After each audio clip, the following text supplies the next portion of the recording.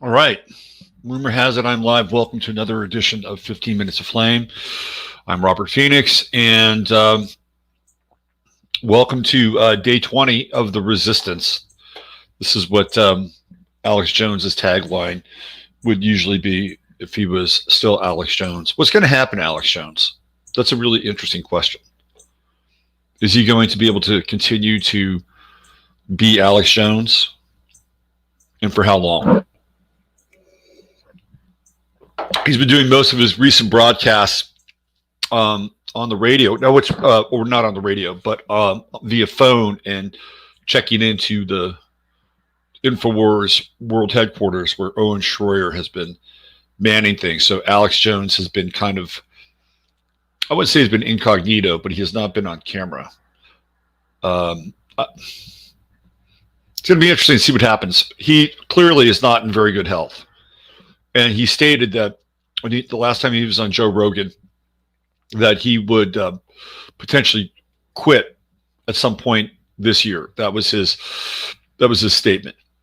And we'll see what happens with him. Anyway, I'm not sure why I'm talking about Alex Jones. Let's see who's here today. There's Michael Pafford. Good morning, Michael. We got Michaels back to back. One is a Virgo, the other is a Pisces. Imagine that. Good morning, fellas. Mio Wigical Catacorn. Wow. In the house. Tina Zern from Michigan. What's going on? The lovely Beth Berry. Up very early, by the way. Get some West Coasters. The West Coasters are representing. Jeff Adkins. What's going on, Jeff? Let's see. Meowdy. There's Leon Luis from Nottingham. Laura D in the house. Z. What's going on, Z? Courtney Hutchinson. Good morning to you, Courtney. Carolina in the Pines. There's my girl Ashanti Edwards representing. Good morning. Jen S. You made an interesting comment about Tulsi yesterday that I've been feeling the last few days. She's active military. If the military is in control, all the coverage of her is interesting. Ooh. Good dot connecting, Jen S. Very good dot connecting. Wouldn't that be interesting if somehow Tulsi Gabbard was inserted as president vis-a-vis a military takeover of the country? That would be interesting. Not sure how I'd feel about a military takeover, but you know that based on how they're kind of rolling this Biden thing out, people would be clamoring for a military takeover at some point. Please, please, please do anything. Save us. Watch out for that. Karissa Pollock is here. There's Chris and Steve. They'll be with me this Friday. The Crimmies. It's not quite the first Friday, but we're dealing with a different level of time anyway. So the Crimmies will be here on Friday on the they'll be on the other channel. So be sure to join us there. Lil's in the house. There's Natasha. Like that Tulsi blasted Brennan and Schiff predicted she would be the first female president 5 years ago. Still not wrong. Yeah, they are totally positioning her right now. And I think Jen S. brought up a good point that if the military is behind Tulsi, which quite possibly they are, then it would make sense that she would be getting all this screen time right now. Just wait till Saturn moves into Aries. That's going to be her time. Let's see. Karissa says, don't know if anyone read, but they want to delete Telegram next, saying it's inciting violence. Literally trying to take all alternate sites away. Yep, we'll talk about that a little bit and more. It's not just Telegram, but it's the opportunity to provide platforms of not just dissent, but I think it's pretty clear that over the last 6 years, let's just say 6 years, that the most effective journalists are citizen journalists. They're the ones that have the least amount to risk in a lot of ways, right? If you work for one of the major news corps and you don't follow the script, you will lose your job. And there'll be some other pod person. Remember that phrase, pod person. That's something I'll be talking about today. There'll be some other pod person that's there waiting to take your job. And most people are deeply indoctrinated by the time they get into corporate news. So it's not just the fact that they want to delete free speech. They want to delete the platforms where people can prove things and offer an alternate version of so-called reality. That's the main thing. And free speech obviously is a part of that. But you can have free speech and say stupid shit, which often people do. It doesn't mean that, like, if you really want to get into banning free speech, you should listen to some of the videos of Ocasio-Cortez over the last 2 years. She came in 2018, right? Just listen to some of those videos. That should be enough evidence that free speech should be, at least theoretically, thought about as being banned. There are a lot of people who use free speech in ways that are stupid. Sorry, even though they're applauded for it. That said, it's not about free speech. It's about the ability to use the platforms to prove that what's going on isn't a scam. That's what it's about. So they want to take those platforms away, and they want to dominate. They want to dominate the information space. It's about dominating the information space, which is related to free speech. If they dominate the information space, by the way, by getting into your head and programming people. That's the first point of contact. And if they can eliminate 70% of the population or 80% of the population by doing that, then they're doing their job, right? They're making their platforms work. So that's really the first front line of free speech. It's really free thought, and most people are completely incapable of it. And even people, and I hate to say this, but even people in so-called truth circles at times are incapable of free thought, because we all have bias. I've got bias. We all have bias. And the key is to understand what our bias is and not let our bias dictate how we think and how we communicate. We have to check our bias. But I would say, and again, the whole QAnon phenomenon was a way to get inside people's heads and convince them in a lot of ways that they had the truth. And in some ways they did. In some ways they did have the truth. They had bits and pieces of the truth. But then they brought in a number of other threads and a number of other, I wouldn't call them mistruths, but they brought in a layer of illusion that convinced them that not only were they on to uncovering the dark secrets and the mystery of the ages, which in some ways kind of were, but that they were working with a group on the other side that was supporting them and had their best interests. And at some point we become activated, and then we would see the results of all the drops. And so therefore people would be justified in, staking out extreme and, radical positions. And I wouldn't really know this.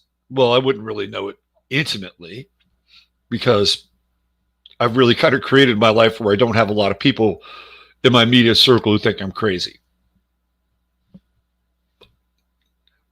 I did it, right? I just like, okay, we're not going to hang out. We're just not going to hang out. That doesn't mean that I'm not open to other ideas, or I'm not open to other kind of versions of truth or reality. Of course, you have to be. You have to stay open. But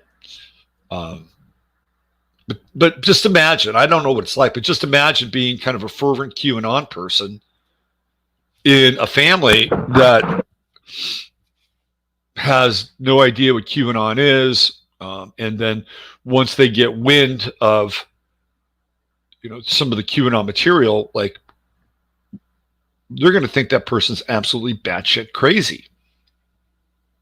I don't know what it's like. At least I kind of know what it's like pre-QAnon from a different place in my life, but I've always had kind of out there and interesting and different kinds of friends. You know, I have Neptune in my 11th house, ingressing into the 12th. Let's see, who do we have here? We got JMP Love. What's going on, JMP? JMP Love. Jacqueline, good to see you. There's my man, Mark Matheny. What's going on, Mark? Yeah, AOC is always saying dumb shit. I know. She's always saying dumb shit. Ursula Hauser from the PDX. Nicholas Grimm. What's going on, Nicholas? Lisa Marie. Sabrina C. The military are being treated like crap while it's out. Are they still there, man? I mean, come on. Come on, man. They're being put out there as a symbol of an occupying force. Ryan, what's happening? Joe Mama. Oh, it's Natasha's birthday. Yeah. Natasha's birthday. Did they copyright the happy birthday song? I think they might have. Beware the call for martial law. Yes, I'd agree with you, Uncle Glenn. Rebecca North would love to hear your thoughts on the military turning their backs on Joe as he drove in the motorcade. I don't think every one of them did. I think most of them did. I watched that video. I think there were a few that went through the motions. Well, it's pretty obvious that they're making a statement. And I don't think that was a statement that was planned out. Like, okay, when he goes by, you guys are going to turn your heads and look the other way. I think that was pretty spontaneous. And that gives you a sort of a feel and the pulse for where things are. And the Crimmies, when they come on Friday, we're gonna talk about this situation where at one point in time there were two popes, and one pope was centered in Rome, and the other was in Avignon, France, and it feels like we're headed into that period where we have two popes or two presidents, and as we continue to move into the fractalization and the balkanization of the former United States. Andrea Garland is in the house. What's going on, Andrea? Nice to see you. MK. Susie. What's happening, Susie? Nancy Harding. Shannon Jones. Donna Sullivan. The lovely Donna Sullivan. Welcome, Donna. Jennifer Fitzgerald. W.C. Ray. Phase 2 of Lumpy Gravy. That's a Frank Zappa reference. James Weber. Hello, James. Mr. Cruz. Johnny. Mary Greta. I look great in blue. Thank you, Mary. H. Suttles. Blessed morning back. Wendy Eater. So happy to be here. What do you mean? The super male vitality doesn't work? I don't know. He managed to have another kid, didn't he? He had another kid with his lovely former escort wife. Lynn, what's going on, Lynn? Chore is done. Ready to listen. Man, Lynn, you are something else. Mimi, hello, Mimi. I'm just going back. Pam Jerome. Pam Jerome was on our Tea Party meeting. She came in and chimed in on our Tea Party meeting 2 weeks ago. I saw her there. Pam, you're on the list. No, I'm just kidding. Nice to see you, Pam. Double V Victoria's in the house. Ian Barber, what's going on? Michelle Taylor from the Sunshine Coast, the lovely and talented Jonas. Brenda Zarifin. Danica Rose, the Rose of Nova Scotia. Don't know if anyone read, but they want to delete. You can keep them from deleting Telegram. You can do that. You can keep them. You can go into settings and basically disempower Apple from deleting that app. You do have some control over that. Let's see. Who else do we have?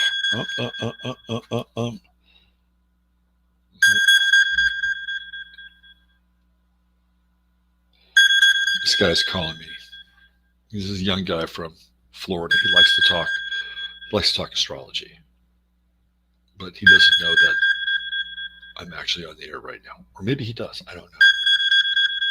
Half Q, good to see you. can let me just shoot him a little texterino here.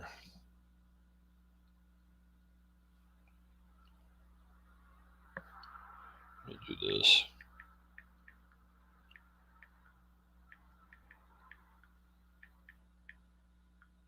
Here we go. Oh boy, who else do we have? We got a big chat room today. Big chat room. Susan Cano, live from the 510. I saw this interesting interview with Ad Rock from the Beastie Boys. He was on this, morning New York hip hop show. This guy Sway from MTV days, who also, by the way, is from the 510. He was interviewing him, and he said, "I don't listen to hip hop music. I don't listen to modern hip hop." I thought that was really interesting.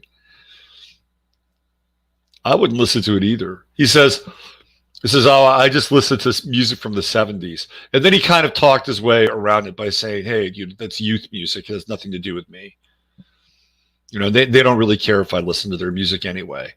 And he's right. He's absolutely right. But have you listened to modern hip hop, like the new rap stuff? My God, it's psychotic. It's fucking psychotic.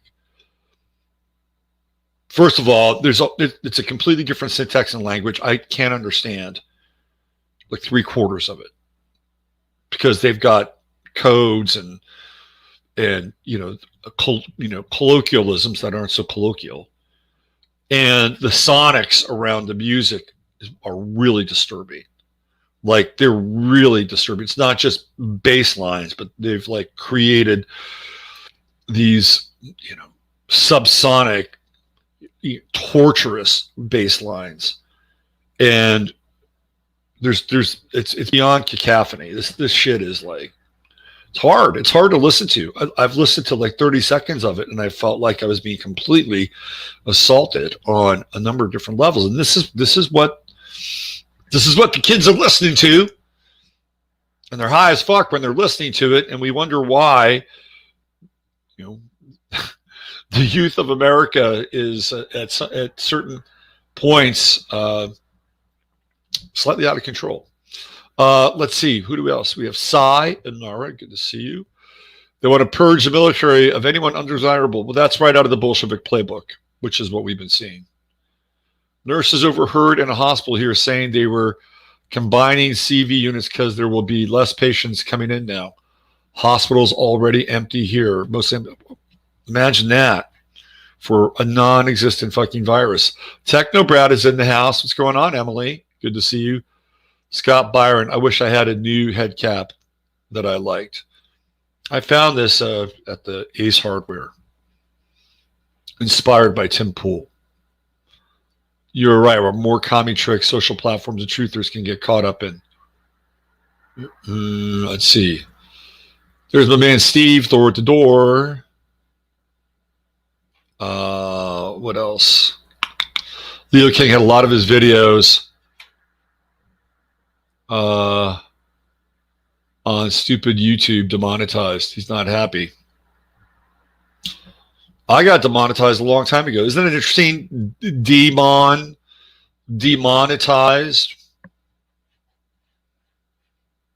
I visited the palace of the Pope in Avignon, France. Remnants, signs of destruction from the French Revolution. Tour guide told us the popes went to the palace after being kicked out of the Vatican. They're putting that rap at the end of YouTube news clips, according to Kestrel.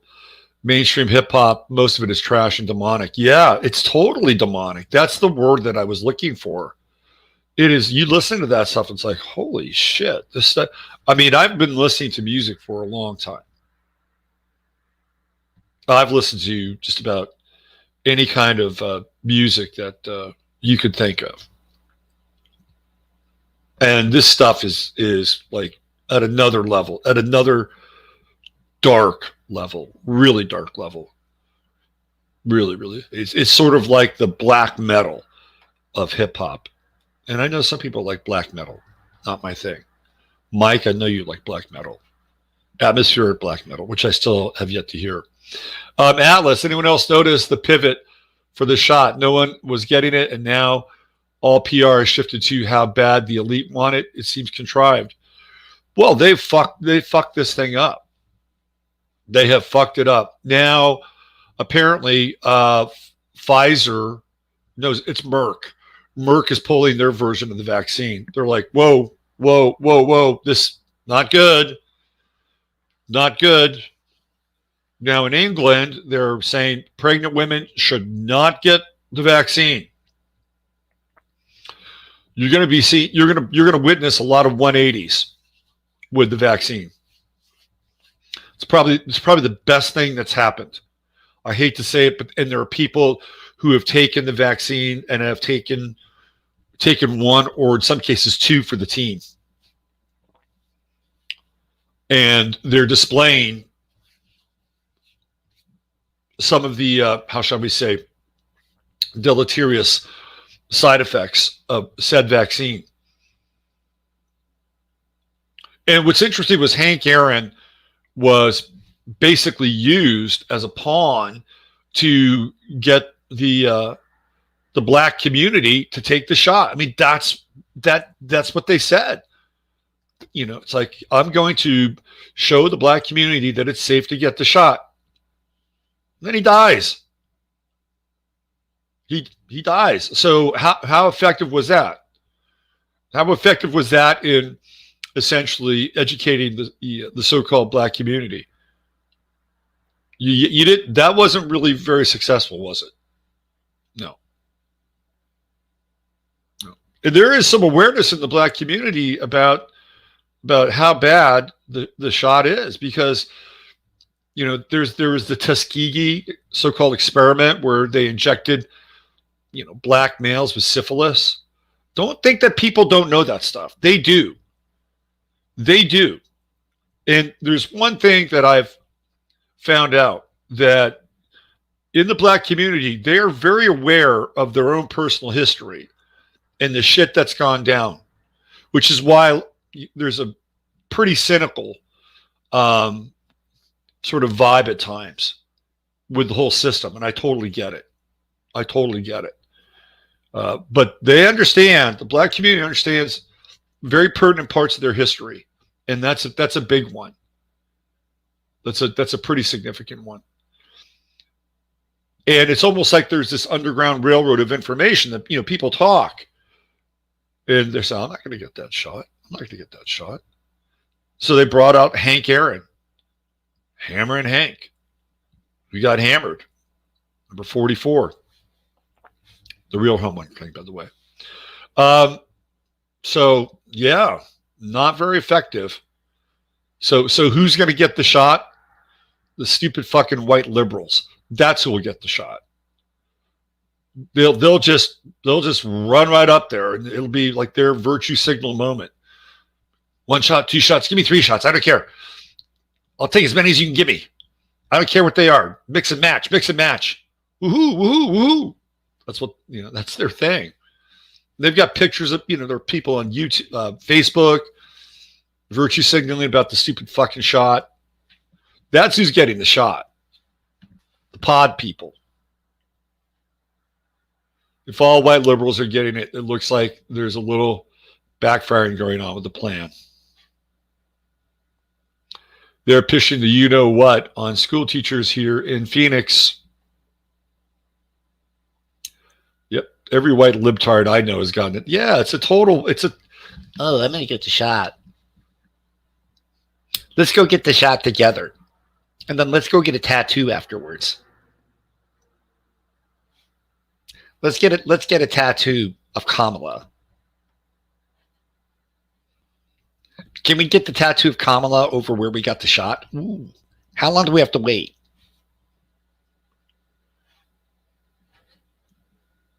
They love to post on social media how they're doing their part. Somebody sent me a thing yesterday on this town, Boone, North Carolina, which is where they have Appalachia State. It's another one of these little Stasi networks where they're outing restaurants that are not compliant or businesses that are not compliant. And meanwhile, they're giving all this love to businesses that are compliant and are, doubling and tripling down around people wearing the mask. And of course, it's a university town. Yeah, with extra purple ink. Yeah, can I get it with extra purple ink, please? It's wild to hear about pro-shot people in the media. They're militant about it amongst themselves. Yeah, it's strange. It's a cult. These people are a part of a cult. Yep, I'm right near Ben Hendersonville. Near Ben Hendersonville are a little more evolved thinking. Well, that's good. These crazy radicalized people will be the new crazy cyborgs. That's a scary thought, that they will be mutating. I just saw the video about how they're using the Vaxxus somehow tied with a push toward cryptocurrency. Yeah, to be able to transact, because that's what Catherine Austin Fitz said, that this is not a vaccine, it's an operating system. That was the most powerful thing around that viral video that she talked about when she did that interview, that the vaccine is an operating system. Like, if you just distilled that one thought out of that video, that's the one. I mean, there's a lot of other good things about that video, but that's the one thing. So if it's an operating system, sure, you can transact with it. 229 chat, that's a lot. Yes, that is a good number. Watch Ike interview with Celeste Solum. Only watch the Ike interview with Celeste Solum if you are spiritually prepared for that, because it is not pretty. It's very dark. Celeste Solum is she is the queen of no hope. So if you want a straight shot of dark dystopia, watch that interview. Just make sure you're ready for it. The shot boosters they speak of remind me of Windows update systems. That's a good point, Atlas. On a good note, there are a lot of nurses refusing to take the vaccine. Yes, that is a good note. The vax is designed to open the cells up for future genetic manipulation. It's designed for a lot of things, and that's one of them. So Good Witchy says, they accuse me of being a Q person. You see how that works? Hey, there's Ani Brito. What's going on? Ike's been compromised for a while now. Somebody once told me that they saw something, like David Icke actually had something physical at the back of his head. Like there was something weird. This is a long time ago. And I think he was spending time in and around Taos, New Mexico. I think this was either around when he was divorced or getting divorced, right around that time. Who knows? But he's been pretty consistent, been saying the same things for a while. The challenge now is that you get into the reptilian stuff with Ike, which I believe is true, by the way. I believe the reptilian stuff is true. And I know that sounds like a complete and utter blasphemy in these days and might disqualify me as somebody who has a valid opinion. But the reason why I say it's true is because, again, going back to yesterday's show, only something that's cold-blooded can do what's being done to the planet. A mammal wouldn't really do that. A mammal wouldn't do that. A mammal cares for things. A man, not to say that queen reptile lizard mothers don't care for their little reptile lizard brood. That would be completely politically incorrect for me to say that. I'm sure they do. But I'm sure it's different as well. Anyway, we have reptilian brain. We do. They got inside of us. Catherine Austin Fitz, Solari Report, great source for information. She has been living in Netherlands since plan. Let's see. Combining vax with climate change agenda Google now has a carbon neutral message at the bottom of its main page. Yeah, this is what Dr. Evil was talking about, net zero, the net zero economy, the net zero economy. Basically, they're saying we're going to wipe out all production. We're going to wipe out all production. Anything except for China and India.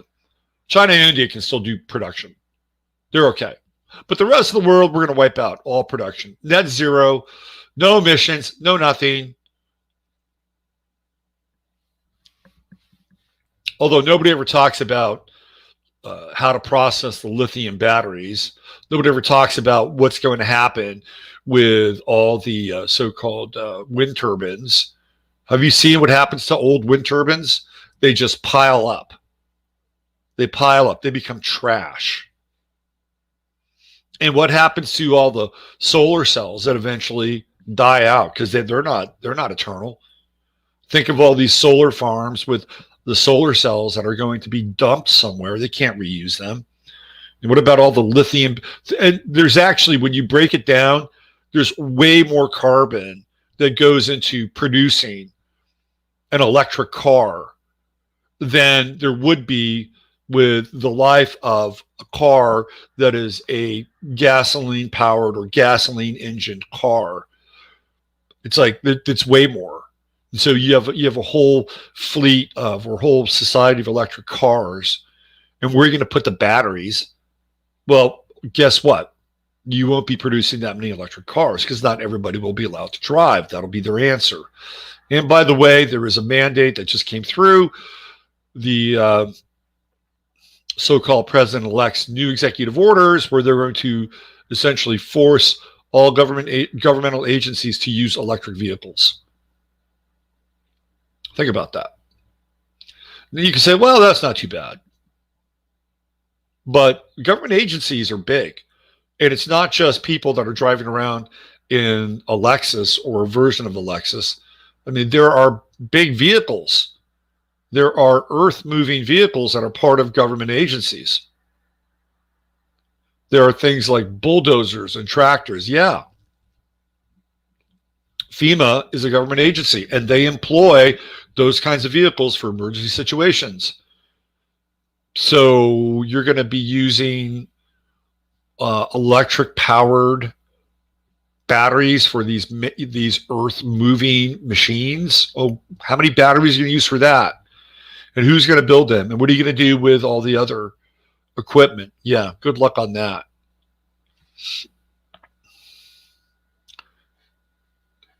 Coal, dirty hydro to run their clean electric car. Yes, Musk has a video about only some will own them. Yes, that's what's going to happen. That's how they'll get around the whole battery thing. Oh, you don't get to own a car. But if you rat your parents out and up your social credit score, you will get to maybe use one every now and then and be the envy of your neighborhood. That'd be a real power move in the future society. I always wondered why we didn't somehow implement a way to recycle garbage in the earth through hot magma. That's an interesting thought. I never thought about that, but it's an interesting thought. Let's see.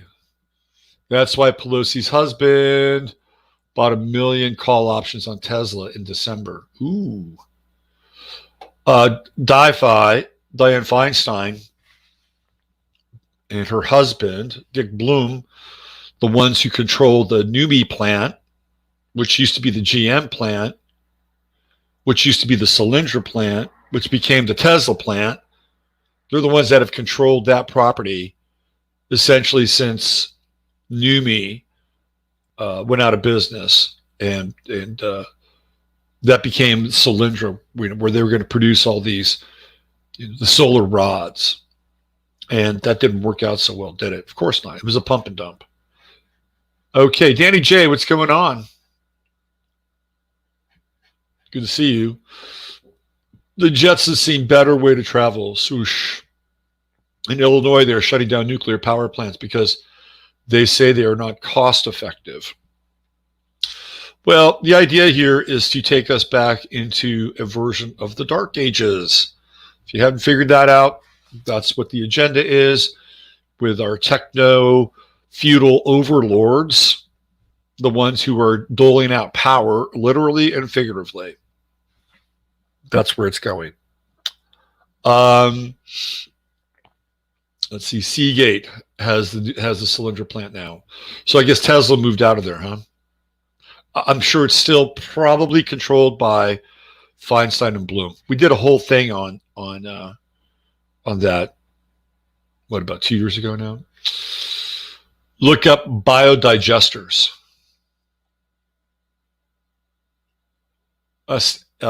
Afghanistan, a big lithium source. Another reason we are still there.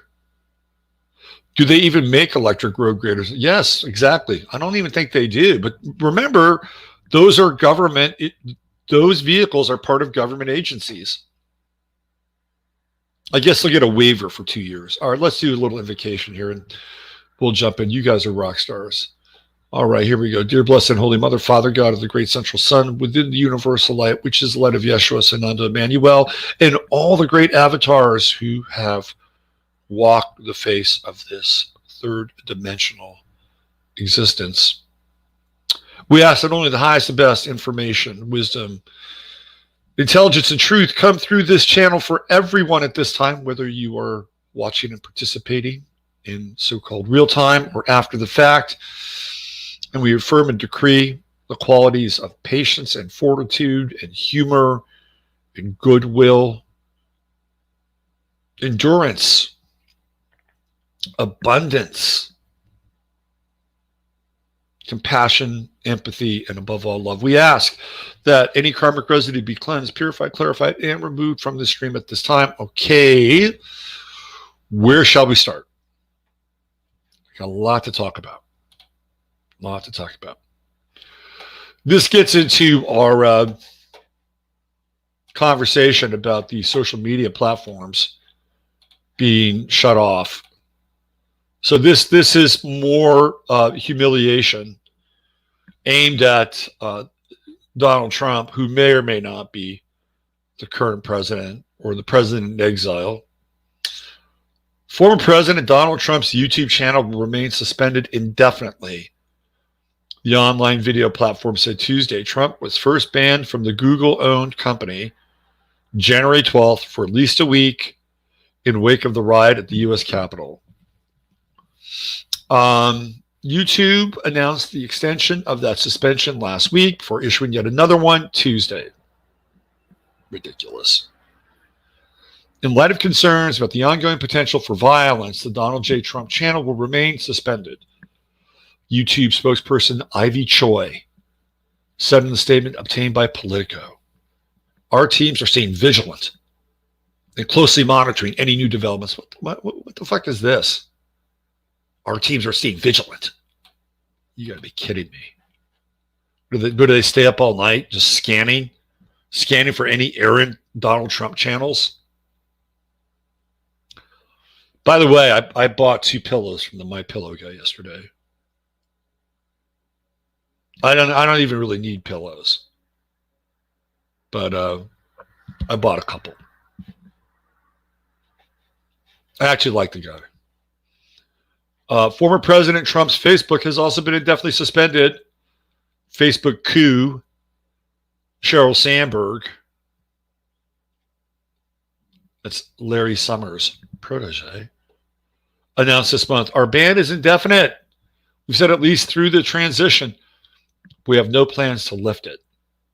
Sandberg went on to say she was personally in favor of the ban, announcing that it shows the president is not above the policies we have. Well, how far would Joe Biden have to go in order to earn a ban on Facebook? Probably pretty far, although I don't think he would ever earn a ban on Facebook. My intuition tells me that. This is ridiculous. And I will say this. Donald Trump had plenty of time. He had plenty of time to deal with these platforms, and he didn't. And there's an interview, I think I'll find it at some point, where Tucker Carlson asked him if he's going to do anything against Twitter and Facebook, and I guess those were the main culprits.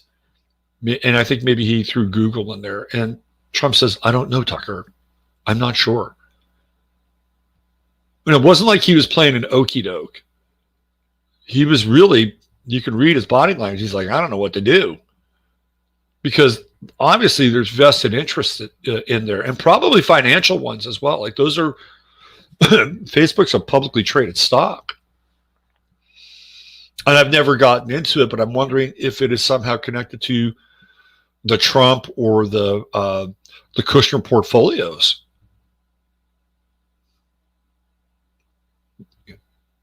But he didn't do anything. In 4 years, he never did anything.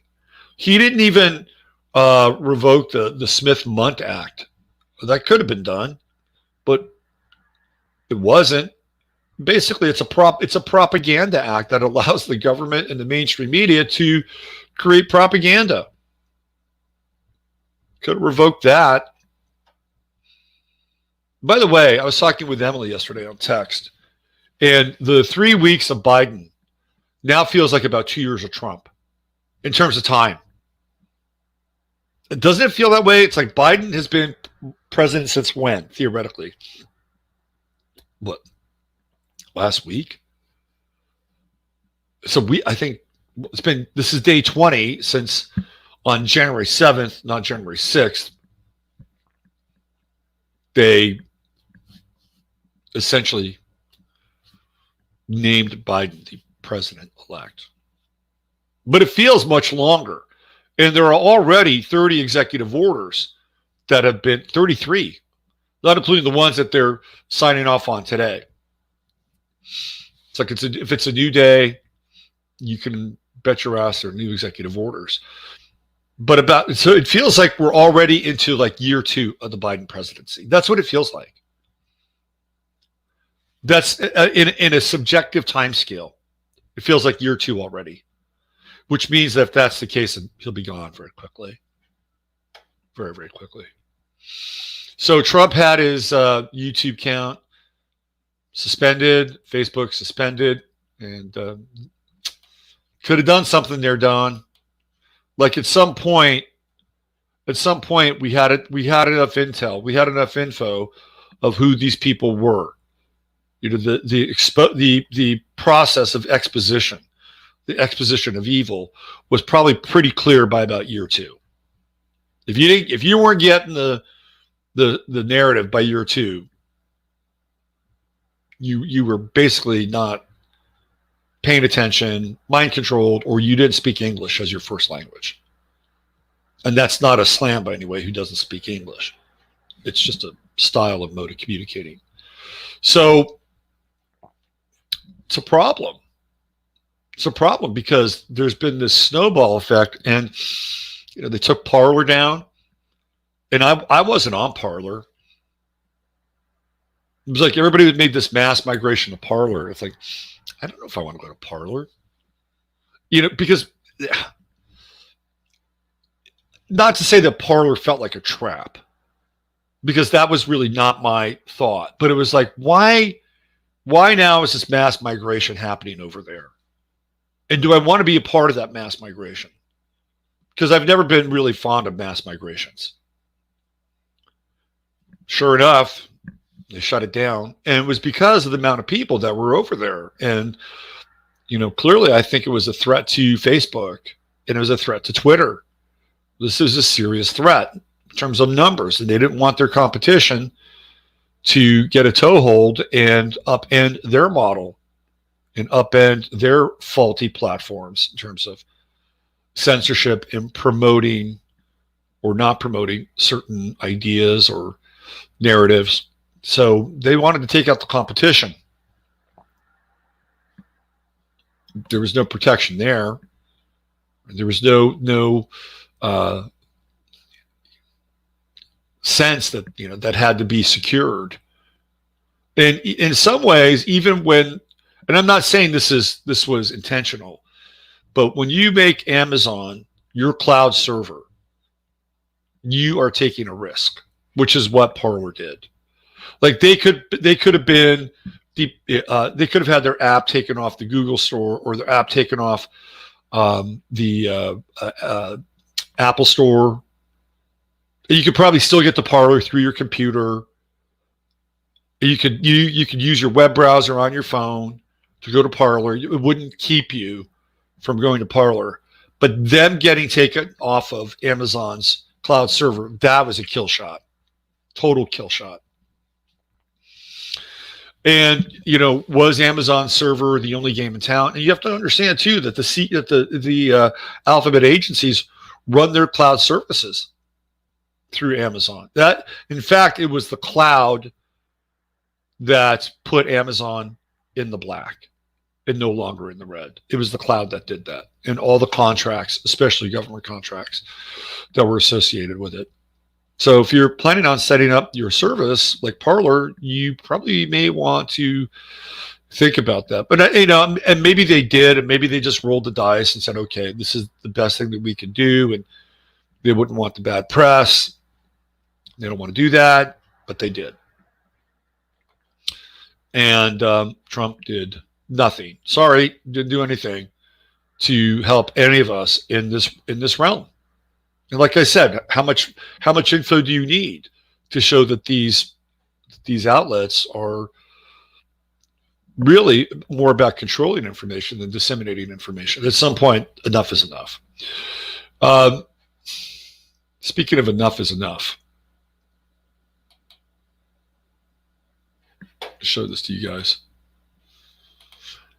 This is the enough is enough part of the show. Okay. Where is this one thing? I just saw it. Hold on.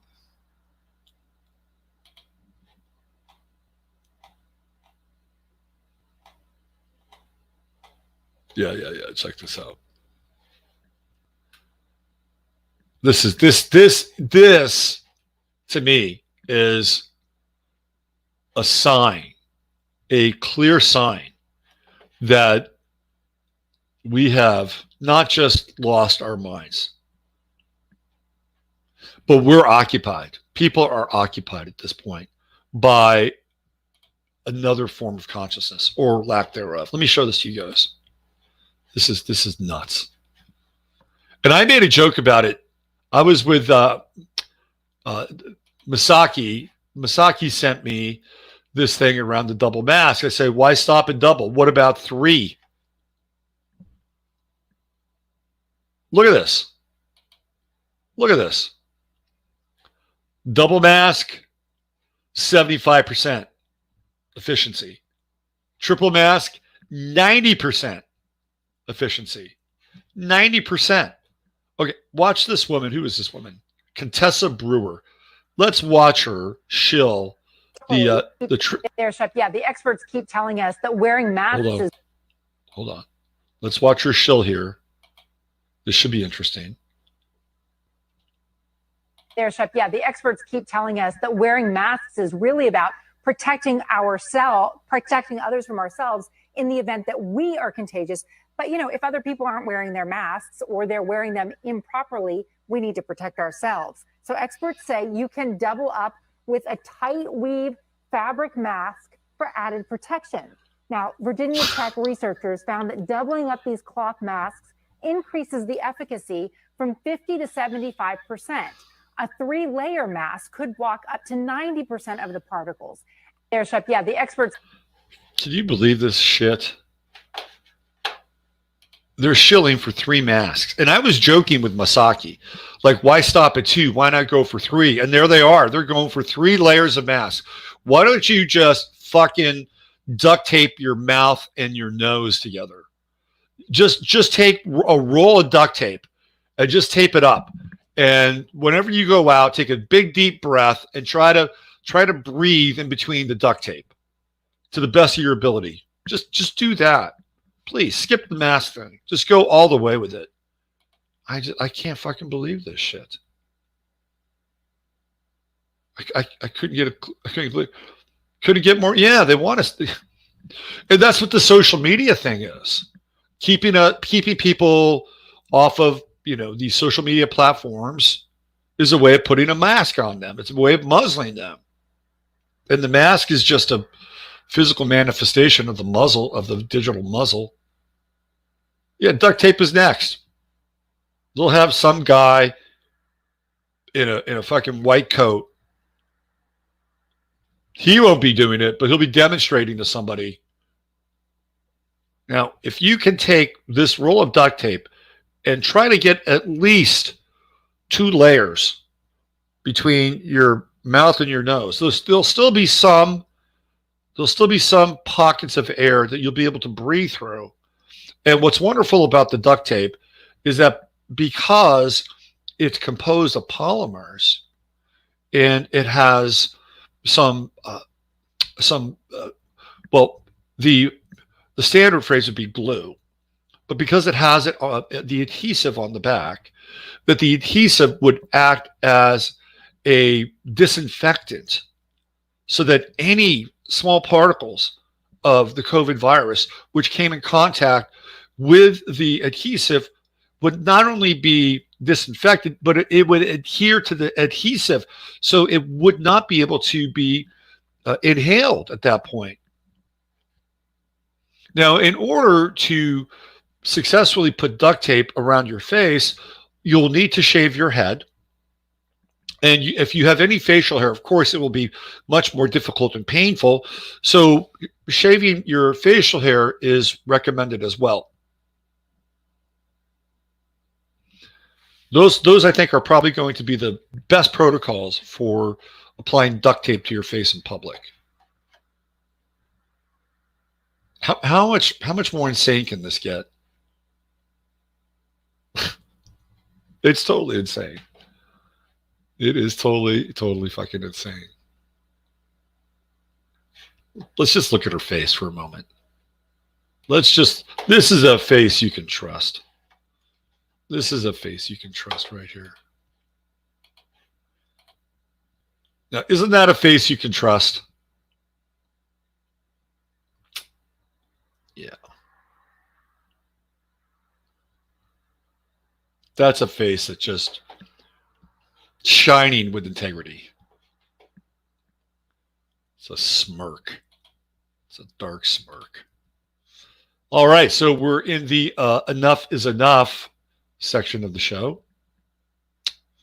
So why don't we take our attention to Italy, where they're saying in their own words, enough is enough. Here we go. Non ce l'ho con lei e con questi ragazzi, i diritti, io sto pagando, voglio, c'ho una figlia, non me ne frega più niente. What is going on with this guy? Now this guy, does he have a sign on? Almost looks like he's in a box. He's got a sandwich sign. He's got a little sign up here, but he's still wearing a mask. A lot of these people are still wearing masks. And so this guy, I guess, puts his mask back on. Let's watch this. I diritti, abbiamo armi, se sembriamo qualcuno che deve litigare. I diritti.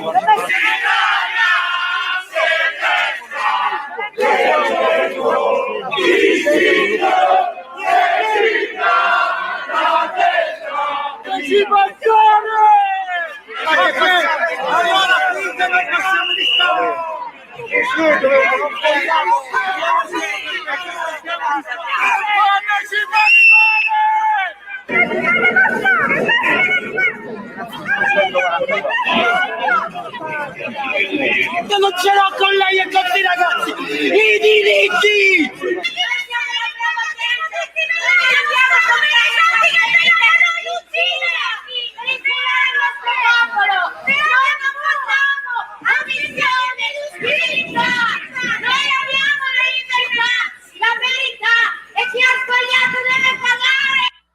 Non ce l'ho con lei e con questi ragazzi, i diritti.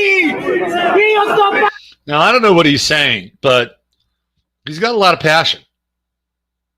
And I don't know who this guy is. Maybe he's with the media. Who knows? I'm not sure why he's wasting his breath on this guy. But it's interesting that almost everybody here is still masked. So they're getting there. I mean, they're getting there. They're you know, they're out in the streets, and that's not the first piece of video we've seen from people in Italy who are protesting the mask. By the way, the Italian government has still been disabled. I guess the new guy stepped down. Well, we're entering into a time of global chaos, if you haven't noticed that. It's just interesting, like, how long will it take to arrive here? You know, when people begin to go all Italian or all Dutch. The Dutch, of all people, have really decided that they've fucking had enough. I'll show you some footage of the protests in Holland. But again, in the, you know, how much is enough category, I'm going to show this to you guys. This is what I wanted to show you yesterday. And let me just make sure I get the right one. Yeah, I wanted to show this to you yesterday. Shout out to Bobcat who sent this to me. This was from September. It's not recent, but it's from September. And it is apparently a gas station in Waco. Now, I don't know how body cam footage is released. It's an interesting question. So I'm gonna frame this with that in mind.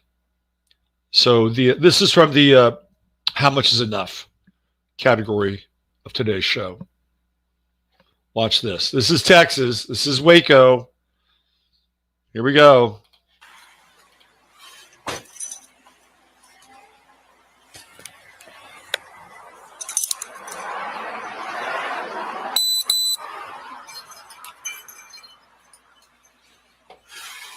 Where's your mask at? By the way, this guy has got a gun. You can see it right here. I'm not saying it's a good thing or a bad thing, but he's armed. Right there. You can see it. It's right there. Anyway, so let's play from the beginning. The interesting floor there in the Mira, the black checkerboard Illuminati chessboard on the floor of the Mira. Doesn't sound very Waco or Texas like to me. Here we go.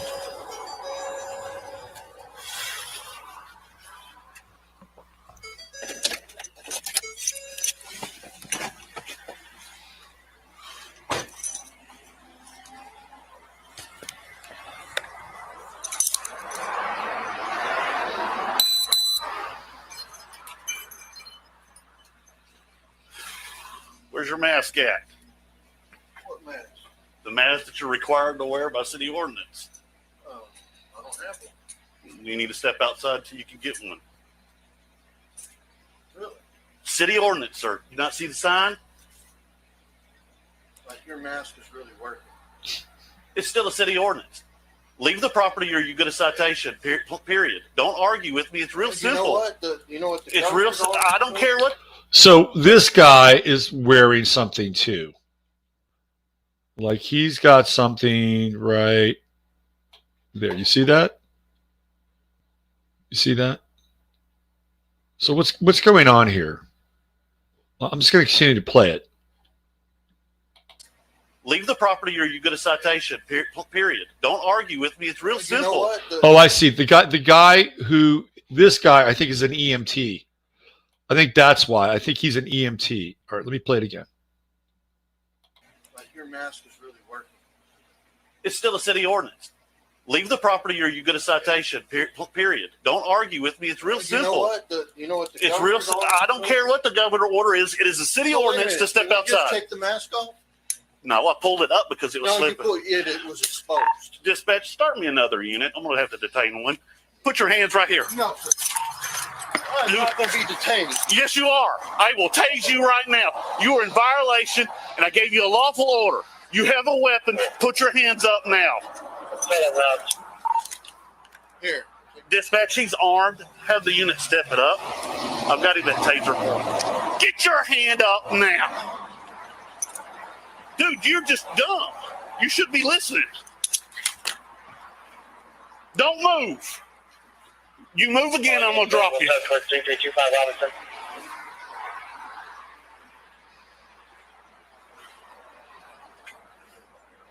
It was simple. All you had to do was step outside and put a mask on.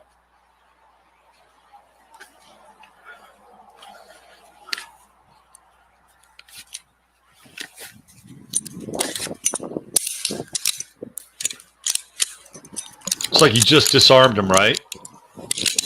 You didn't see that. He took his clip out.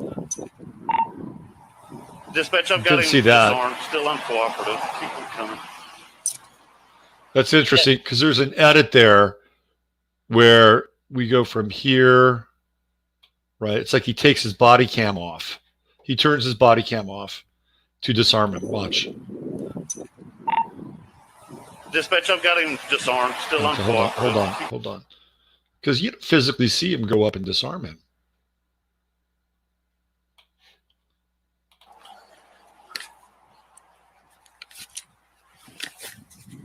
See that? I didn't see him go up there. So he turned his body cam off. That convenient.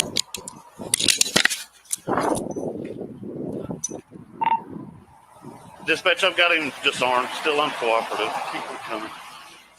My Mira. What are we in Qatar? Jesus.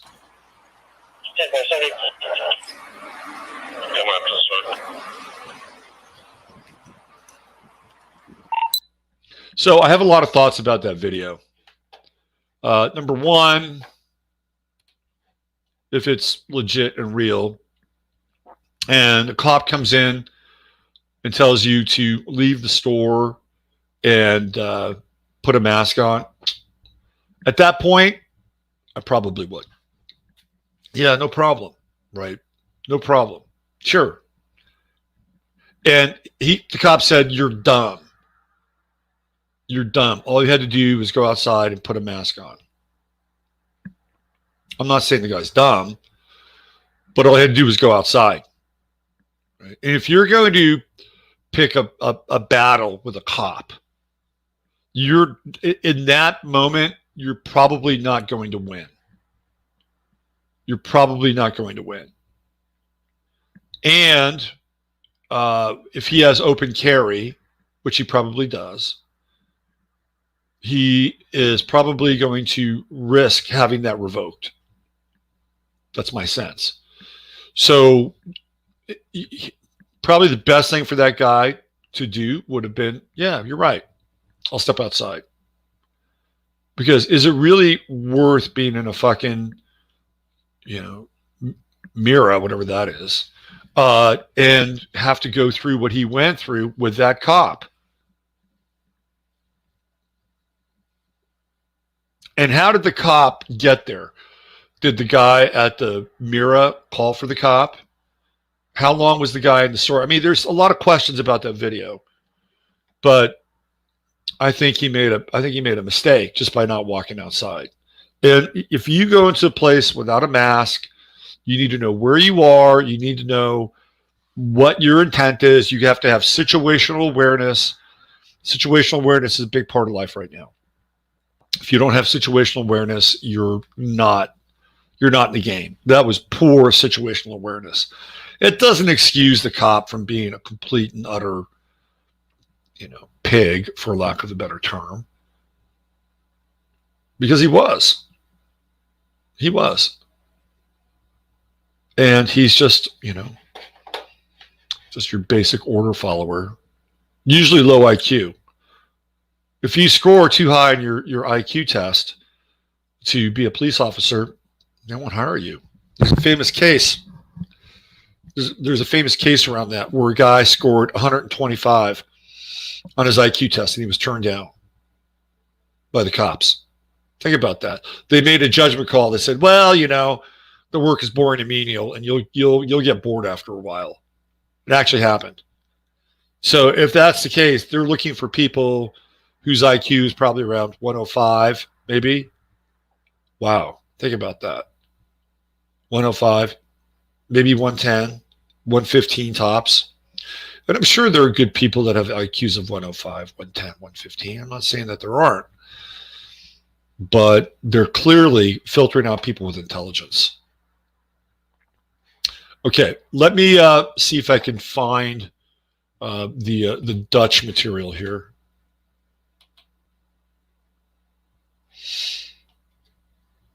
Let's see. What do we have here?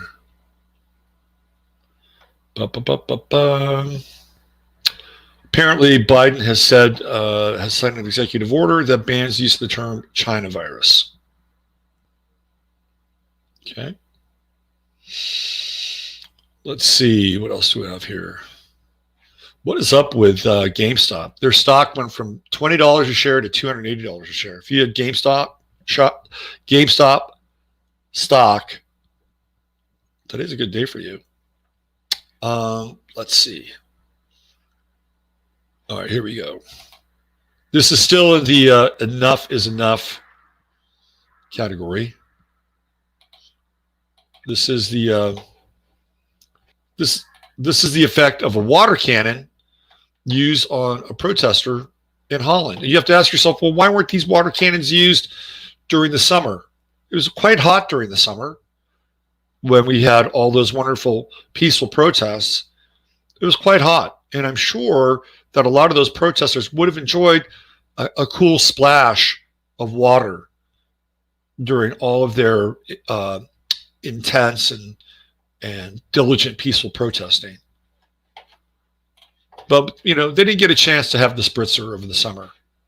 However, in Holland, no problem at all. This is how the water cannon works, and this is from yesterday. Look at that.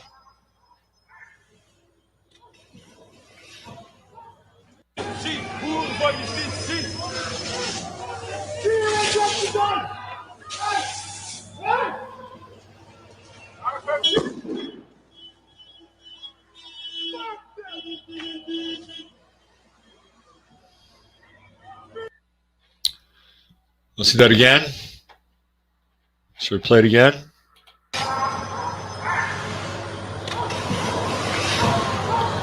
So the blast of the water, what is this guy doing? He's got some cosplay going on here. So the blast of the water doesn't necessarily affect her per se, but it's her face slamming up against that concrete structure that is a result of the blast of the water that does.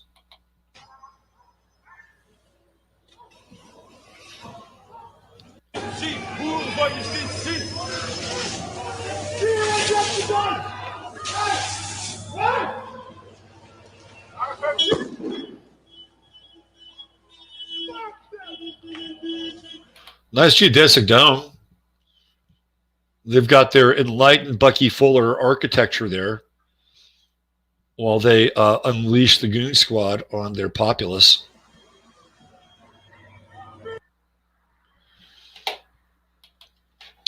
So we're headed into a global crisis.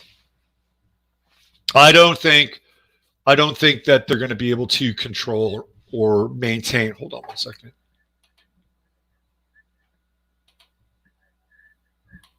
I don't fucking Mitt Romney video. I don't think they're going to be able to contain the masses. I don't think it's going to happen. I think the masses, especially in Europe is not happy. The people in Europe are fucking pissed off. And you're watching these leaders step down, and the leaders are moving out of the way, and they're moving out of the way for the new Schwabian agenda. Now, I don't know if he's controlled opposition or not, but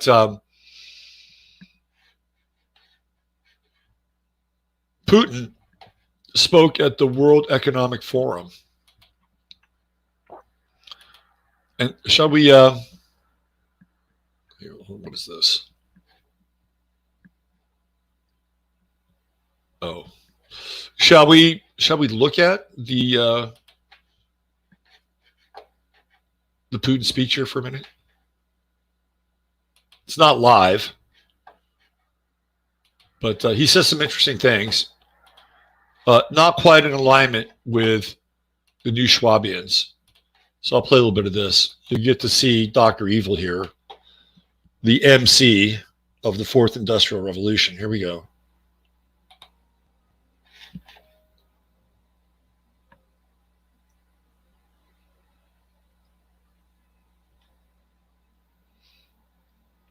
Nice ambient music.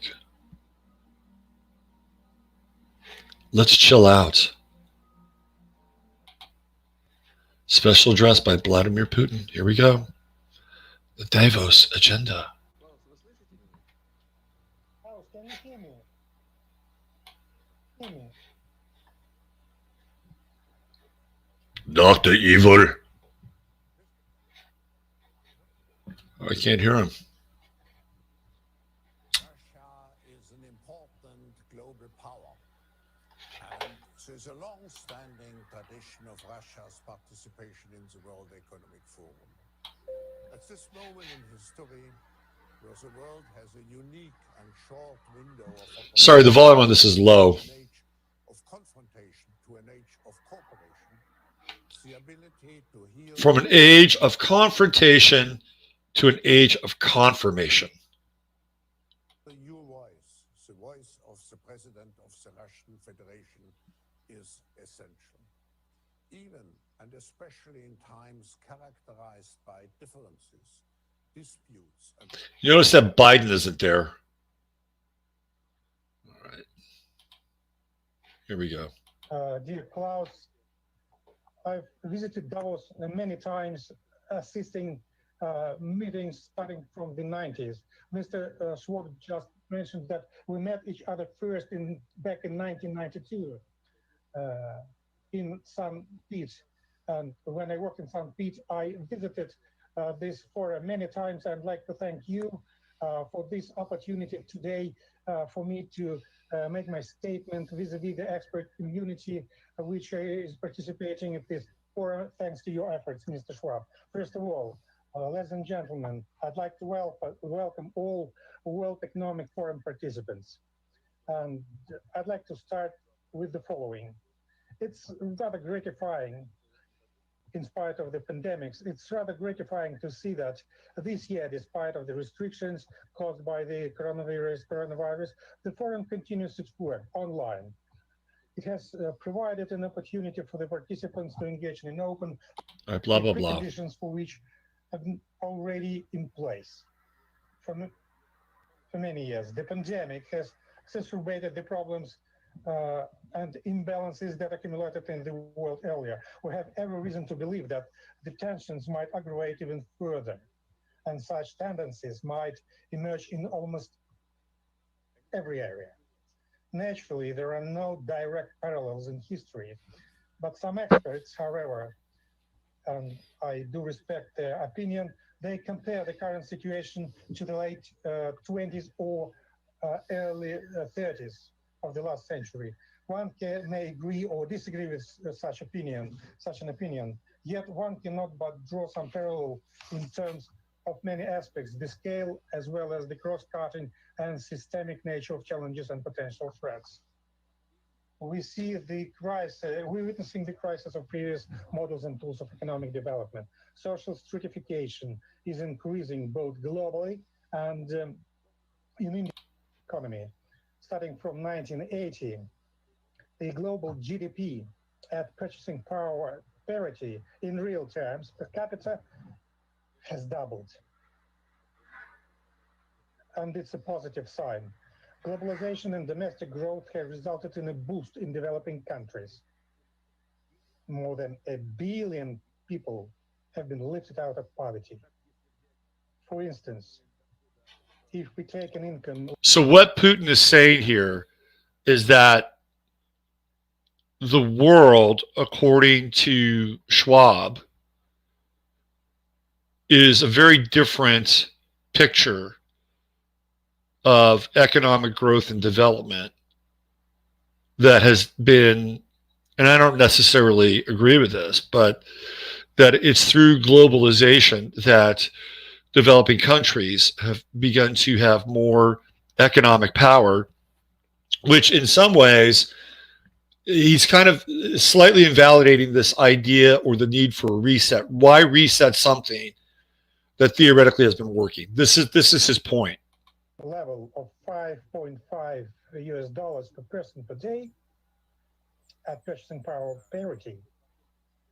According to the World Bank, the number of people with lower income in China has reduced from 1.1 billion in 1990 to less than 300 million in recent years, and it's a success for China. In Russia, this number has decreased from almost 64 million people in 1999 to about 5 million people as of now. And we think that we are moving in the right direction. And it's the most important area. But the main question, the answer to which gives much insight into the current problems, is what was the nature of this global growth? Who benefited most from it?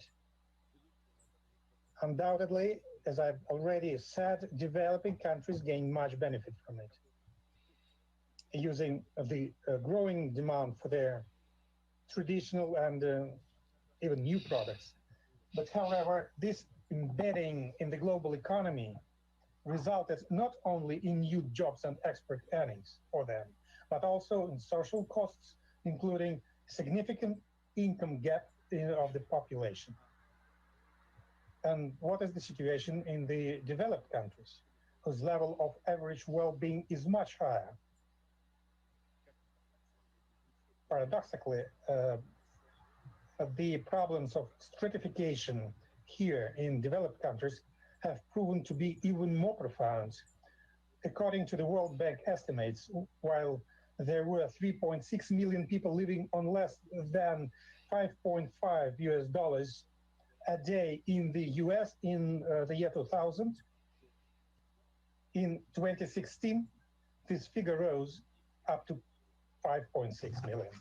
So what Putin is saying here, whoever this Putin is, he's basically saying that globalism has benefited developing countries more than non-developing countries in the West, like the United States. And in fact, what he's saying is that there's been this stratification of wealth. Whoever this Putin is. So he's making a case here that this idea of a reset is not necessarily the real issue at stake. He's making a very interesting case that the same people who have profited off of this economic model, which again theoretically brought a standard of living up in third world or developed countries, underdeveloped countries, the standard of living up in China, apparently, and even his own country, also did the inverse and created a lesser standard of living in the United States due to stratification of wealth.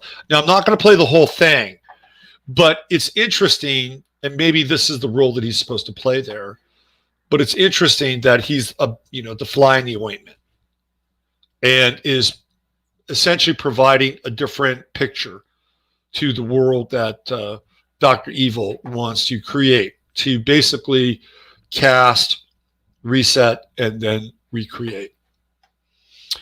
So I wanted to play a clip here from 1958. It's the trailer from the Invasion of the Body Snatchers, which I think is a really important movie. And it's been remade at least 2 other times that I know of. One by Philip Kaufman, and that was around, I think, 1980 in San Francisco with Donald Sutherland and I believe the lovely Brooke Adams. Jeff Goldblum is in it too. So it's a bit of a different narrative, but it's still another version of it. And then I think the third version was with Abel Ferrara, whom I interviewed, by the way, one time. That was interesting. He's the guy that did Bad Lieutenant and Gangs of New York with Christopher Walken. He did this movie where I think the Earth, it was one of these biological movies, ecological movie. It was an ecological movie. It was with Willem Dafoe. And the Earth is ending due to something going on with the sun and global warming and blah, blah, blah. And his girlfriend was in it. And she played Willem Dafoe's yoga teacher lover. And this was when Obama was running. I think it was 2008. 2008. And we managed to, I that was up on my website. I don't know if it's still there. I wonder if it's still on YouTube. Anyway, I did this. So I did this interview with him. And it was okay. I thought it was a decent interview. And at the end of the interview, he said, so who are you going to vote for? And I said, oh, not Obama. And he looked at me like, wow, you're not voting for Obama? You're going to vote for Mittens? I said, no, man, I'm not into him.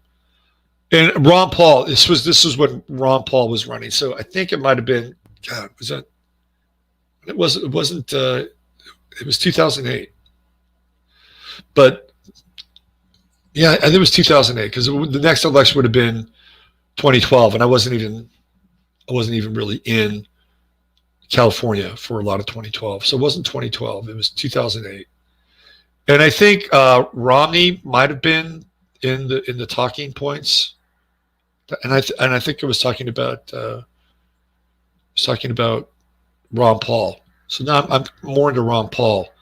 And he didn't really understand Ron Paul. He didn't know what Ron Paul was about. Anyway, let me play you this clip from Invasion of the Body Snatchers. And the idea here is pod people.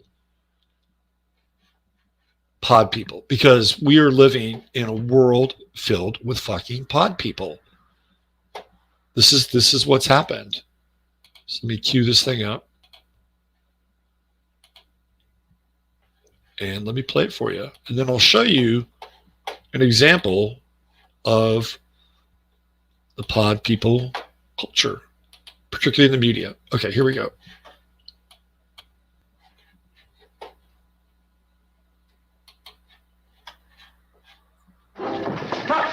Will you tell these fools I'm not crazy? Make them listen to me before it's too late! Listen to me. Please listen. If you don't, if you won't, if you fail to understand, then the same incredible terror that's menacing me will strike at you!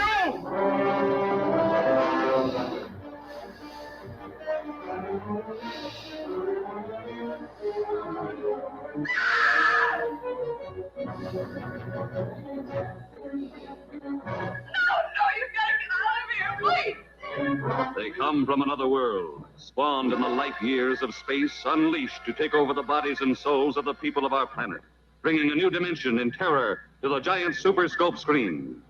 It's whatever intelligence or instinct it is that can govern the forming of human flesh and blood out of thin air is fantastically powerful, beyond any comprehension. A cursed, dreadful, malevolent thing was happening to those he loved. This isn't just an ordinary body, is it? I never saw one like it. It looks unused. The sensational star discovery of The View from Pompey's Head. And now an undreamed of horror makes her life and love a vortex of fear. Jack!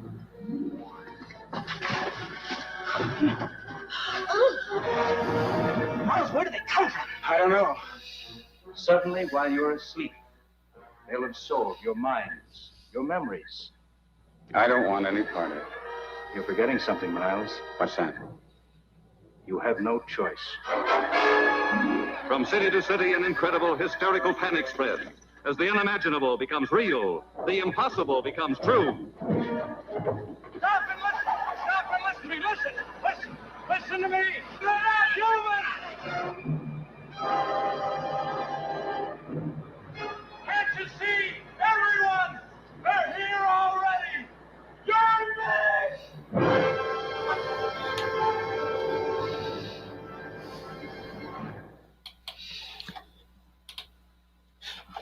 When I was a kid and I saw that movie for the first time, I was terrified.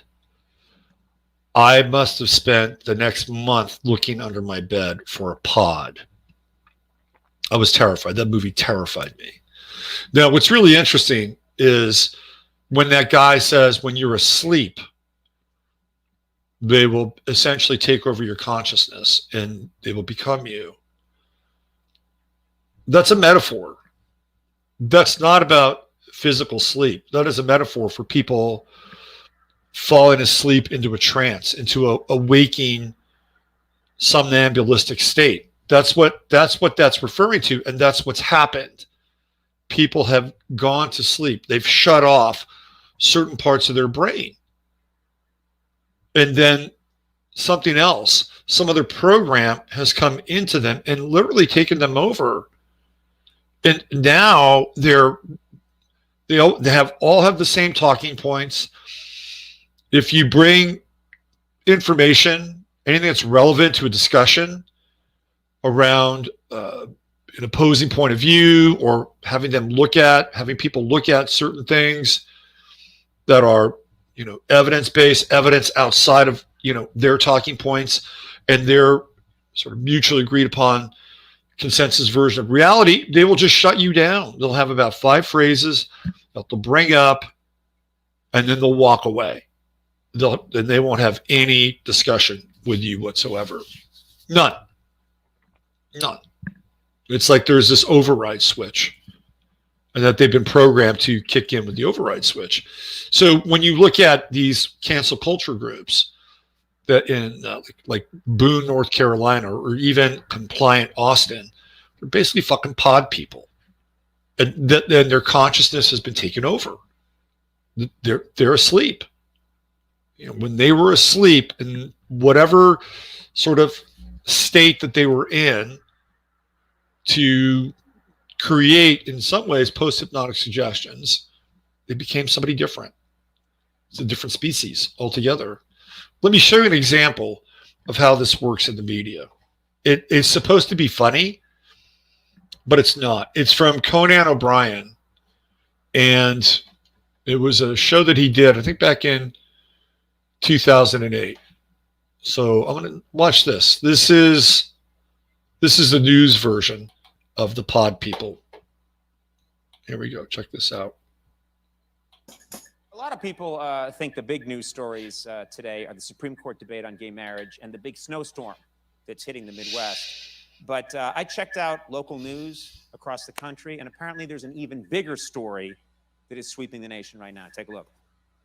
In consumer news, economic factors may take some spring out of the Easter Bunny step this year. Economic factors may take some spring out of the Easter Bunny step this year. Economic factors may take some spring out of the Easter Bunny step this year. Economic factors may take some spring out of the Easter Bunny step this year. Economic factors may take some spring out of the Easter Bunny step this year. Economic factors may take some spring out of the Easter Bunny step this year. Economic factors may take some spring out of the Easter Bunny step this year. Economic factors may take some spring out of the Easter Bunny step this year. Economic factors may take some spring out of the Easter Bunny step this year. Economic factors may take some spring out of the Easter Bunny step. He's a Springfield. Economic factors may take some spring out of the Easter Bunny step this year. Economic factors may take some spring out of the Easter Bunny step this year. Economic factors may take some spring out of the Easter Bunny step this year. Economic factors may take some spring out of the Easter Bunny step this year. Economic factors may take some spring out of the Easter Bunny step this year. Economic factors may take some spring out of the Easter Bunny step this year. Economic factors may take some of the spring out of the Easter Bunny step this year. Economic factors may take the spring out of the step of the Easter Bunny this year.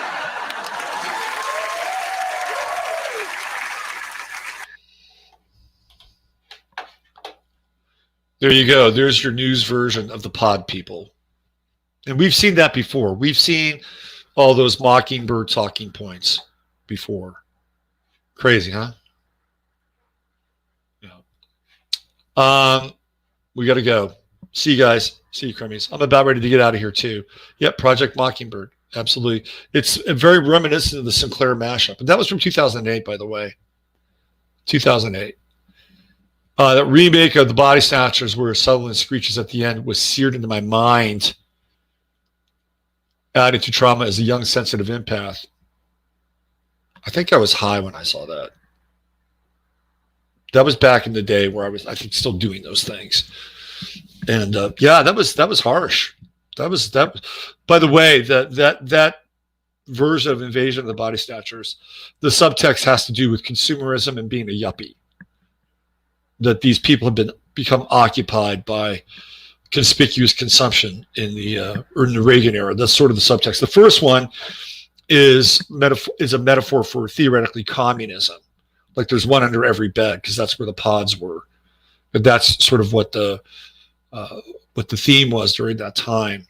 But I think however it's interpreted, whatever era that movie is remade in, the theme remains the same, and that people will lose their individuality and their consciousness when they're asleep. And it's not actually falling physically asleep. It's just being asleep at the wheel. Okay. I'm out of here. 90 minutes is about as much as we can go here. And but before I do, though, let me show you who is not asleep.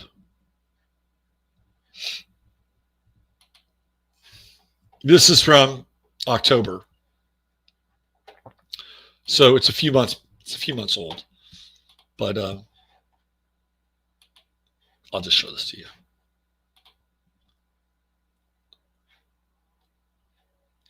So there's a group in LA, and they are political artists, right? They're sort of agitprop. They're alternative agitprop artists. So this was during the election, and they created this billboard, which is fantastic. And they've been doing this for a while in LA. Joe Biden is DC, Swamp Thing. Hide your kids, hide your wife. So, oh, that's interesting with the Ace of Spades there at the bottom. So, there is a resistance. There is a resistance. It's a good resistance too. And you're on the front lines of it. It's about staying human and staying open to, again, the divine potential. All right. Use your head in order to discern what's real, your heart to step what's possible. I'm Robert Phoenix. Thank you, Chatlandia.